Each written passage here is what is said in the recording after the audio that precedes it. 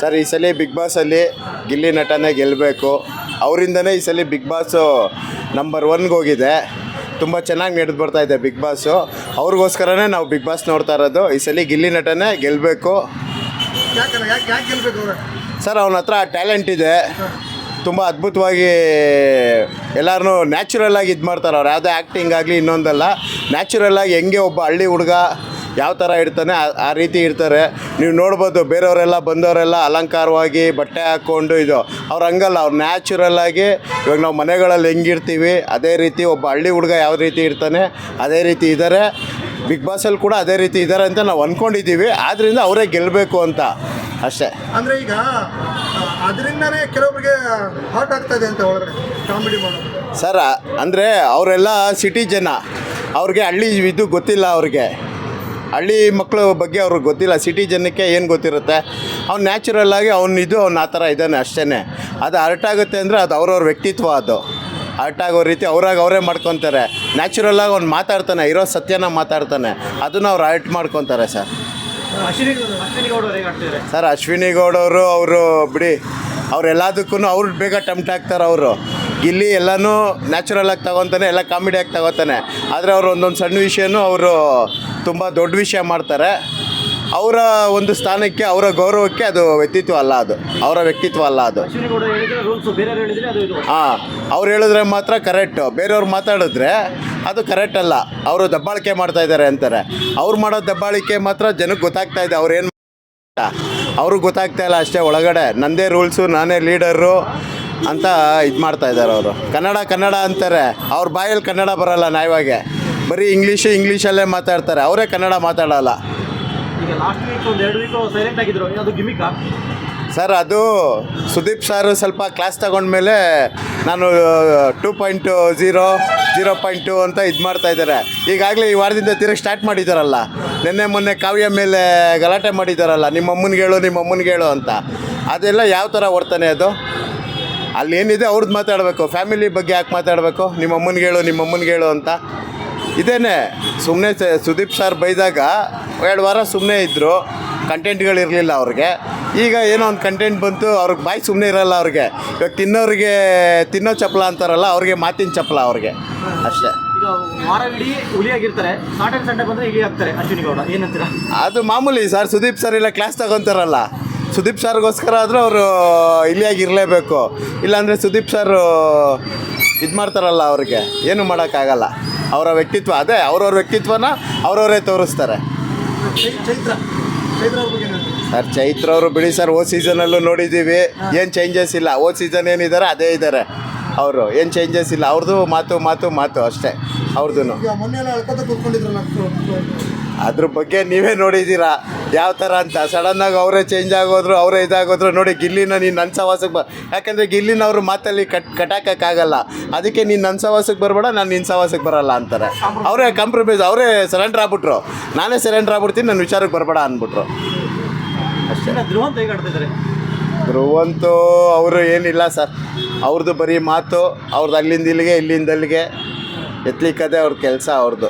ಹೊರಗಡೆ ತುಂಬ ಟ್ರೋಲ್ ಆಗೋದು, ಅವಾಗ ನಾಗವಲ್ಲಿಯಾಗಿ ಬದಲಾಗ್ತಾರೆ ಧ್ರುವಂತ್ ಅಂತ. ಅದೇನೆ ಸುಮ್ಮನೆ ಅದೇ ಹೇಳಿಲ್ವಾ, ಅವ್ರ ಬಗ್ಗೆ ಇವ್ರ ಬಗ್ಗೆ ಮಾತಾಡಿಕೊಂಡು ಯಾರಾದರೂ ಒಂದು ಚೂರು ಅವ್ರ ಬಗ್ಗೆ ಕ್ವಶನ್ ಮಾಡಿಬಿಟ್ರೆ ರೈಸ್ ಆಗಿಬಿಡ್ತಾರೆ. ಅದೇ ಬದಲಾಗ್ಬಿಡ್ತಾರೆ. ಹಾಂ, ನಾನು ಹಂಗೆ ಮಾಡಿಲ್ಲ ಹಿಂಗೆ ಮಾಡಿಲ್ಲ ಅಂತ ಅಷ್ಟೇ. ಸರ್ ರಕ್ಷಿತಾ ಆಟ್ಲಿ ಆ ಹುಡುಗಿನೂ ಪರವಾಗಿಲ್ಲ ಬಿಡಿ. ಆ ಹುಡುಗಿನೂ ಇರೋದ್ರಲ್ಲಿ ನ್ಯಾಚುರಲ್ಲಾಗಿ ಸತ್ಯ ಏನು ಇದೆ ಅದನ್ನು ಮಾತಾಡಿಕೊಂಡು ಇದೆ. ಆ ಹುಡುಗಿದು ಏನು ಇದಿಲ್ಲ. ಆ ಹುಡುಗಿನೂ ಓಕೆ ಸರ್.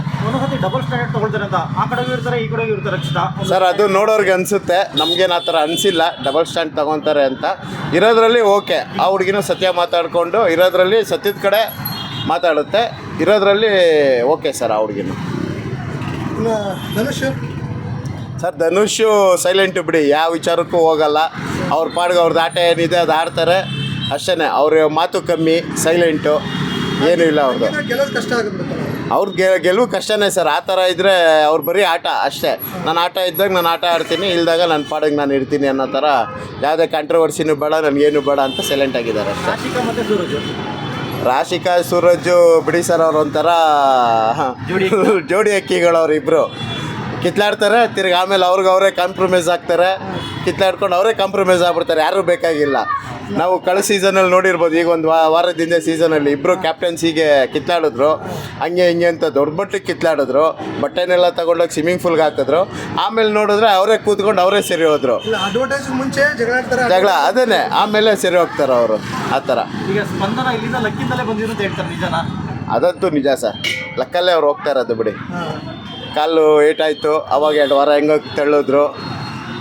ಇರೋದ್ರಲ್ಲಿ ಅವರು ನಿಜ ಲಕ್ಕಲ್ಲೇ ಹೋಗ್ತಾ ಇದ್ದಾರೆ ಅವ್ರು ಸದ್ಯಕ್ಕೆ. ಈಗ ರಜತ್ ಸರ್, ರಜತ್ನು ಅವರು ಓಕೆ ಆಡ್ತಾಯಿದ್ದಾರೆ ಚೆನ್ನಾಗೆ, ಆದರೆ ಸ್ವಲ್ಪ ಬಾಯಿ ಕಮ್ಮಿ ಮಾಡಬೇಕು ಅವರು. ತುಂಬ ಕೆಣಕೋದು ಇದು ಮಾಡ್ತಾರೆ, ಬೇಗ ಟೆಂಪ್ಟ್ ಆಗ್ತಾರೆ ಅವ್ರೂ.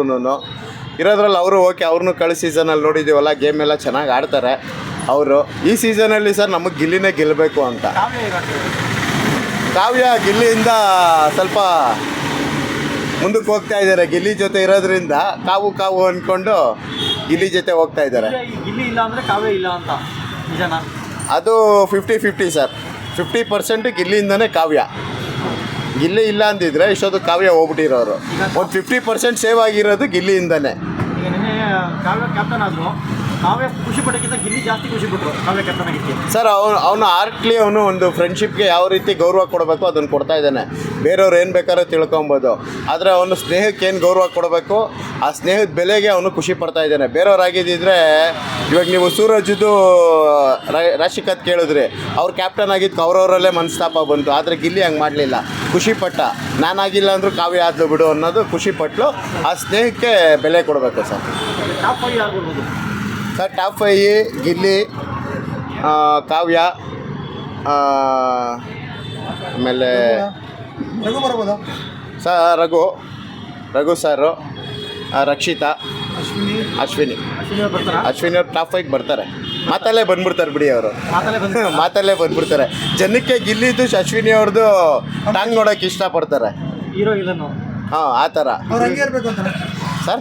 ಅವ್ರ ವ್ಯಕ್ತಿತ್ವನೇ ಹಂಗೆ, ನಾವು ಹೇಳೋದು ಬೇಕಾಗಿಲ್ಲ, ಹಂಗೆ ಇರಬೇಕು ಅಂತ. ಅವ್ರ ವ್ಯಕ್ತಿತ್ವನೇ ಹಂಗೆ. ಅಲ್ಲ ಹಂಗಿದ್ರೆ ನೋಡೋಕ್ಕೂ ಚೆನ್ನಾಗಿರ್ಬೇಕು. ಅದೇ ಸರ್. ಇವಾಗ ಒಬ್ರು ಏನೋ ಒಂದು ಹೇಳ್ತಾ ಇದ್ದಾರೆ ಅದಕ್ಕೆ ಅದಕ್ಕೆ ಟ್ಯಾಂಕ್ ಕೊಡೋರು ಇದ್ರೇ ಅದು ಜಟಾಪಟಿ ಆಗೋದು. ಏನೂ ಇಲ್ಲ ಅಂದರೆ ಜಟಾಪಟಿ ಆಗಲ್ಲ.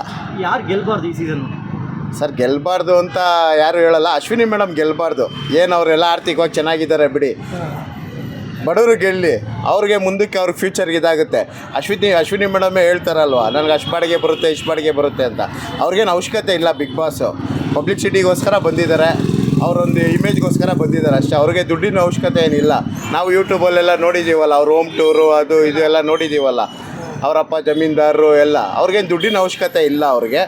ಇನ್ನು ಮಿಕ್ದವರಲ್ಲಿ ಗಿಲ್ಲಿಗೆ ಬಡವ್ರ ಮನೆ ರೈತ, ಮಂಡ್ಯ ಹುಡುಗ, ಬೆಳೀಲಿ, ಅದ್ಭುತವಾಗಿ ಕಲಾವಿದ, ಬೆಳೀಲಿ, ಮುಂದೆ ಒಂದು ದಿವಸ ಕರ್ನಾಟಕದಲ್ಲಿ ಅವನು ಒಂದು ಹೆಸರು ಮಾಡಲಿ ಅನ್ನೋದು ಖುಷಿ ಸರ್. ಈಗ ಅಶ್ವಿನಿ ಗೌಡ ಬಿಗ್ ಬಾಸಿಗೆ ಬಂದು ಹೆಸರು ಹಾಳು ಮಾಡ್ಕೊಳ್ತೇವೆ, ಹೊರಗಡೆ ಹೆಸರು ಚೆನ್ನಾಗಿತ್ತು ಎಷ್ಟು ಅಂತ ತುಂಬ ಜನ ಹೇಳ್ತಿದ್ದಾರೆ ಸರ್. ಇದ್ರೆ ಹೆಸರೇನು ಹಾಳು ಮಾಡ್ಕೊಳ್ಳೋ ಅಂತ ಏನು ಇದಿಲ್ಲ, ಆ ಥರ ಎಲ್ಲ ನಾವು ಯಾವತ್ತೂ ಯೋಚನೆ ಮಾಡಿಲ್ಲ. ಇರೋದ್ರಲ್ಲಿ ಏನು ಅಂದರೆ ಸ್ವಲ್ಪ ಅವರು ಘಾಟಿ ಏನೊಂದೂ ನ್ಯಾಚುರಲಾಗಿ ತಗೊಳ್ಳಲ್ಲ. ಅವರು ಬೇಗ ಟೆಂಪ್ಟ್ ಆಗಿಬಿಡ್ತಾರೆ. ಏನೋ ಒಂದು ಮಾತು ತಮಾಷೆ ಮಾತನ್ನು ಸೀರಿಯಸ್ ಮಾಡ್ಕೊಂಬಿಡ್ತಾರೆ. ಈಗ ಮೊನ್ನೆ ಕಾವ್ಯ ಅವ್ರು ಏನೂ ಹೇಳಲಿಲ್ಲ, ಹೋಗಮ್ಮೋ ಅಂದರು. ಅದು ಹಳ್ಳಿ ಕಡೆ ಏನು, ಇವಾಗ ಉತ್ತರ ಕರ್ನಾಟಕ ಕಡೆ ಸುಳೆ ಮಕ್ಕಳ ಅಂತಾರೆ, ಅದು ಅವ್ರವ್ರ ಭಾಷೆ. ಹೋಗಮ್ಮೋ ಅನ್ನೋದೇನು ಅದೇನು ದೊಡ್ಡ ಮಾತೇನಲ್ಲ. ಅದಕ್ಕೆ ಅಷ್ಟು ಟೆಂಪ್ಟ್ ಆಗೋ ಅವಶ್ಯಕತೆ ಇರಲಿಲ್ಲ ಅವರು. ಆ ರೀಸನ್ ಇಟ್ಕೊಂಡು ಹೊರಗಡೆ ತುಂಬ ಟ್ರೋಲ್ ಮಾಡ್ತಾರೆ. ಅದನ್ನೇ ಅವರೇ ಟ್ರೋಲ್ ಆಗಿಬಿಡ್ತಾರೆ. ಅದೇ ಕಂಟೆಂಟ್ಗೋಸ್ಕರ, ಪ್ರಮೋಷನ್ಗೋಸ್ಕರ ಅವರೇ ಇದಾಗ್ಬಿಡ್ತಾರೆ. ಓಕೆ ಸರ್, ನಿಮ್ಗೆ ಯಾರು ಗೆಲ್ಬೇಕು ಸರ್ ಫೈನಲಾಗಿ? ಸರ್ ಫೈನಲಾಗಿ ಗಿಲ್ಲಿನೇ ಗೆಲ್ಲಬೇಕು ಸರ್. ಸೆಕೆಂಡ್ ರನ್ನರ್ ಅಪ್ ಯಾರಾದರೂ ಬರಲಿ, ಗಿಲ್ಲಿ ಗೆಲ್ಲಬೇಕಷ್ಟೇ. ಓಕೆ, ಸಂತೋಷ್ ಅಂತ ಸರ್. ಓಕೆ.